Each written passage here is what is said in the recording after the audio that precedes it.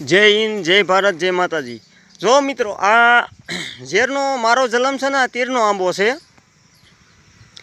આ કમસે કમ આ આંબાના 15 થી 16 વર્ષ થયા છે।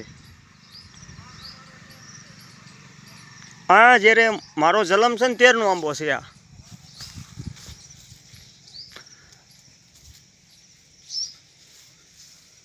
જુઓ બાજુમાં પાંદડા ઓલા મોટા, એનું મને પણ નામ પણ નથી આવડતું। આ મારા જલમ આરવાનો આંબો છે। કમસે કમ 15 થી 16 વર્ષનો આંબો છે આ। અને આમાં પણ ફળ આવે છે જે લીગેલી આમાં લંગડો કે આપણે કેરી કેવી ને, આ લંગડો કેરી છે।